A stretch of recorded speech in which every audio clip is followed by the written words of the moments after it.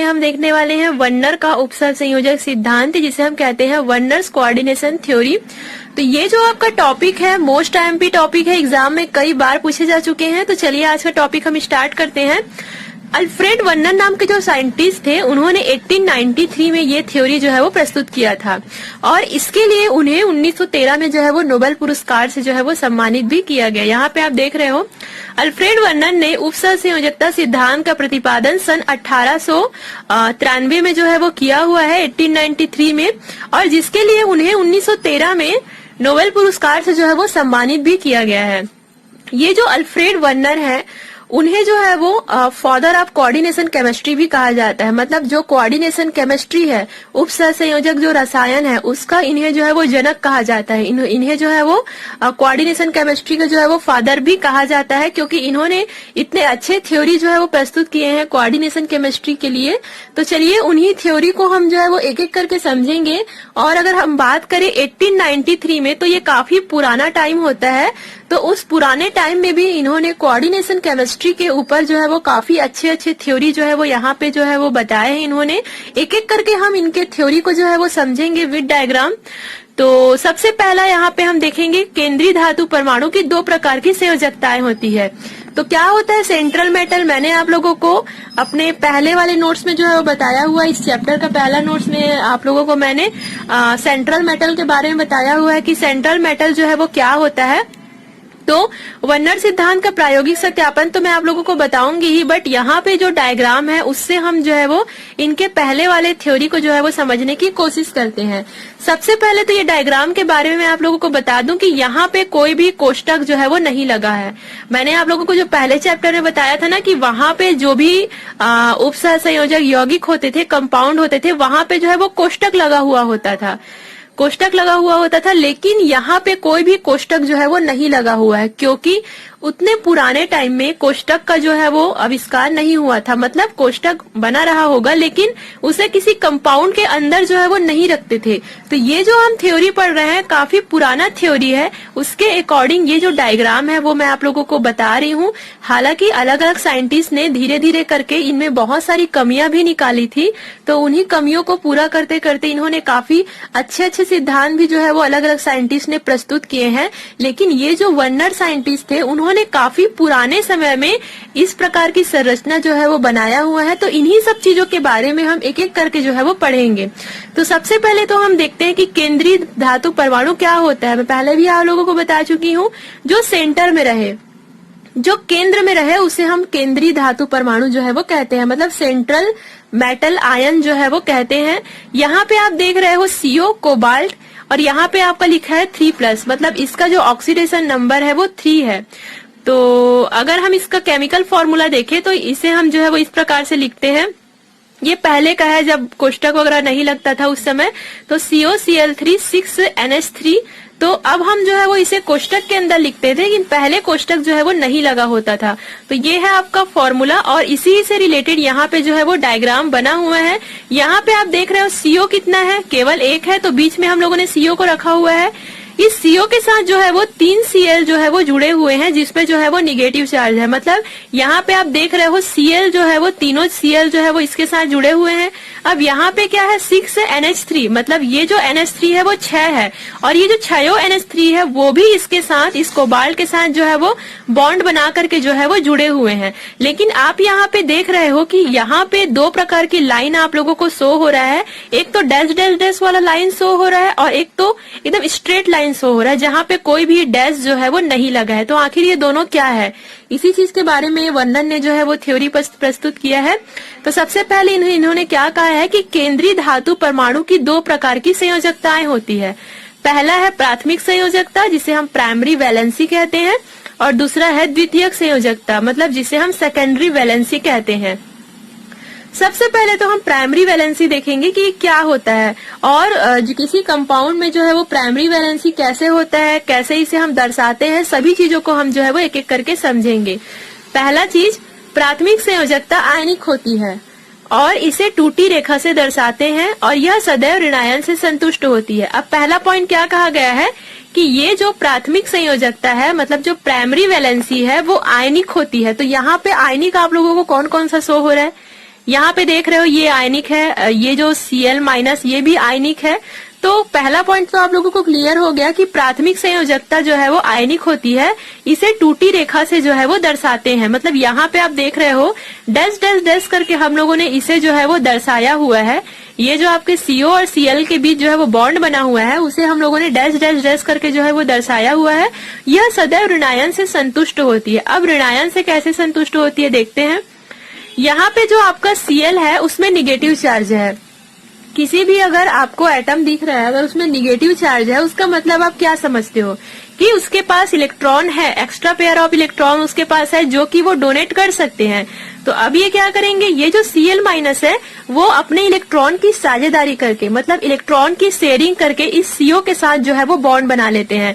यहाँ पे आप देख रहे हो CO में जो है वो 3+ चार्ज है, मतलब इसके पास इलेक्ट्रॉनों की कमी है और इसके पास इलेक्ट्रॉनों की संख्या अधिक है।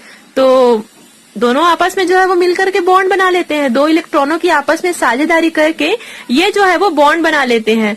तो यहाँ पे तीनों पॉइंट आप लोगों को समझ आया कि जो प्राथमिक संयोजकता होती है वो हमेशा आयनिक होती है। तो अगर हम यहाँ पे देखें कि ये CO की जो है वो प्राथमिक संयोजकता कितनी है, मतलब जो प्राइमरी वैलेंसी है वो कितनी है, तो इसका प्राइमरी वैलेंसी जो है वो 3 है। 3 क्यों है? क्योंकि ये 3 Cl के साथ जो है वो जुड़ा हुआ है। क्योंकि ये जो Cl है वो आयनिक होते हैं, क्योंकि इसमें जो है वो निगेटिव चार्ज है और इनसे जो है वो ये डैश डैश डैश करके बॉन्ड बना करके जुड़े हुए हैं। और तीसरा पॉइंट हम लोगों ने देखा था कि यह सदैव ऋणायन से जो है वो संतुष्ट होती है। तो यहाँ पे ऋणायन कौन है? Cl है। ऋणायन मतलब क्या होता है? जिसमें निगेटिव चार्ज लगा होता है। तो ये जो आपका प्राइमरी वैलेंसी है वो हमेशा ऋणायन से ही संतुष्ट होगी, वो ऐसे आयन से संतुष्ट होगी जिसपे जो है वो निगेटिव चार्ज लगा हो। क्लियर हुआ आप लोगों को? धीरे धीरे समझते जाइए, आप लोगों को बहुत ही अच्छे से समझ में आते जाएगा। अभी हो सकता है मे भी आप लोगों को समझ ना आ रहा हो, लेकिन अब आगे हम बढ़ते जाएंगे तो आप लोगों को सारी चीजें जो है वो क्लियर होते जाएगी। उसके बाद हम देखते हैं द्वितीयक संयोजकता क्या होता है, जिसे हम सेकेंडरी वैलेंसी भी कहते हैं। तो इसे जो है वो हम ठोस रेखा से दर्शाते हैं और यह लिगेंडो से प्राप्त इलेक्ट्रॉन युग्मों से जो है वो संतुष्ट होती है। अब आपने प्राइमरी वैलेंसी के बारे में तो देख लिया कि प्राइमरी वैलेंसी को हम जो है वो डैश डैश डैश करके लिखते हैं और ये जो है वो Cl माइनस जहाँ पे निगेटिव चार्ज रहता है उससे जो है वो कनेक्ट होता है।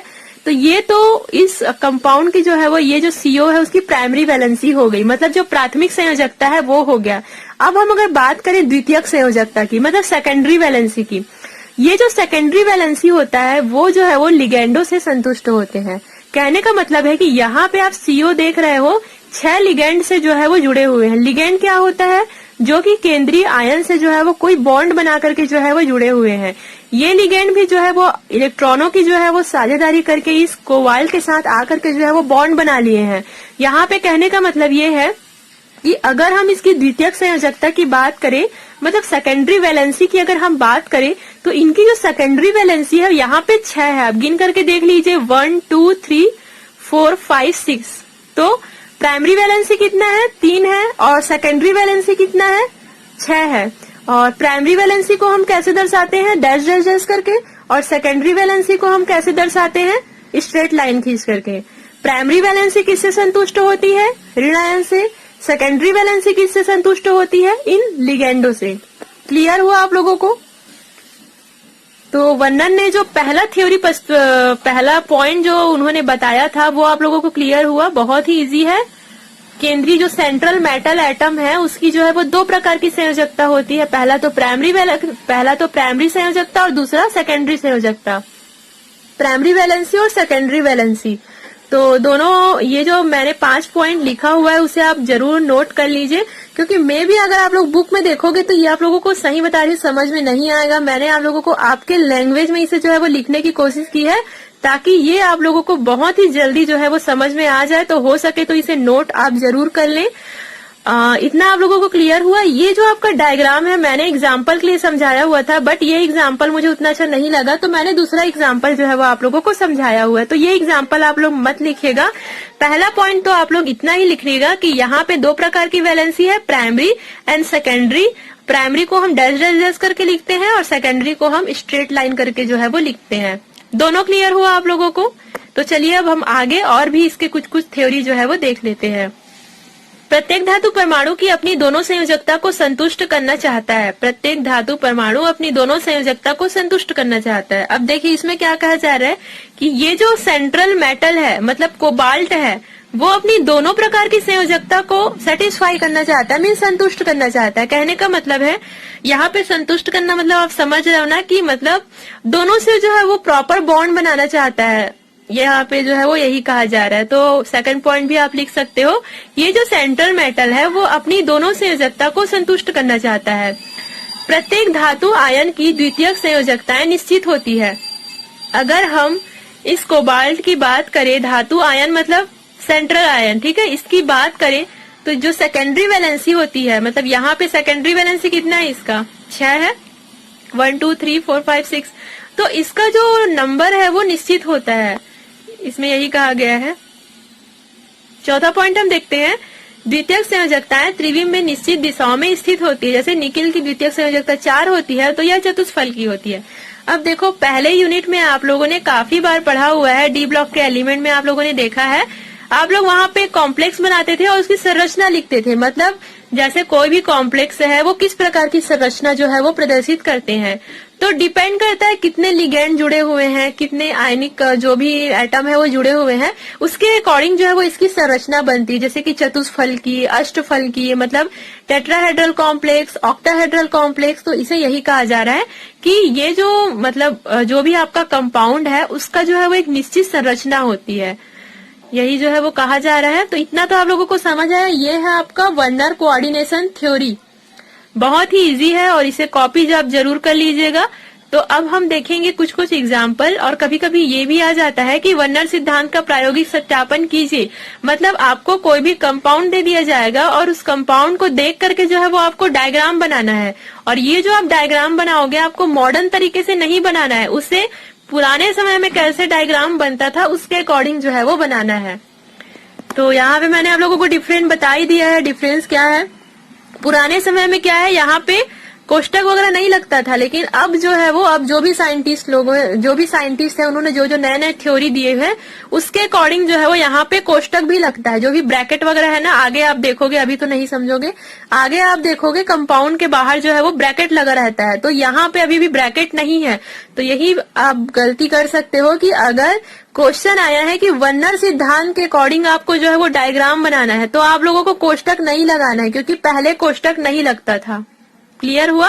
तो ये वाला तो एग्जाम्पल मैं आप लोगों को समझा ही चुकी हूँ। COCl3 6NH3 ल्यूटियो cobaltic chloride. तो इस संकुल को जो है वो हम ऐसे भी लिख सकते हैं, अगर हम मॉडर्न तरीके से लिखेंगे तो इसे जो है वो हम कोष्टक लगा करके भी जो है वो लिख सकते हैं।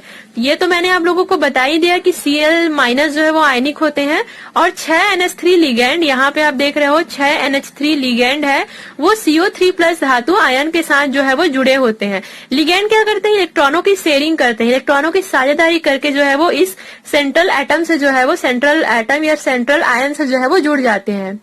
ये आप लोगों को क्लियर हुआ? तो चलिए अब हम सेकंड एग्जांपल जो है वो इसका स्टार्ट करते हैं। पे हम जो है वो इसका सेकंड एग्जांपल देख लेते हैं, रोजियो cobaltic chloride COCl3 5NH3 H2O। तो इसे हम कैसे लिखेंगे, यहाँ पे बहुत ही ज्यादा आसान है। CO के साथ कितना Cl जुड़ा हुआ है, 3 Cl जुड़ा हुआ है, जो कि क्या है, इसकी प्राइमरी वैलेंसी है। प्राइमरी वैलेंसी क्या होता है, डैश डैश डैश करके हम जो है वो लिखते हैं, मतलब ये Cl में जो है वो कहीं ना कहीं निगेटिव चार्ज है। तो यहाँ पे हम जो है वो तीनों को जो है वो जोड़ देंगे डैश डैश डैश करके। 5NH3 है यहाँ पे, 5 यहाँ पे लिगेंड यहाँ पे आप लोगों को शो हो रहा है, और H2O भी है।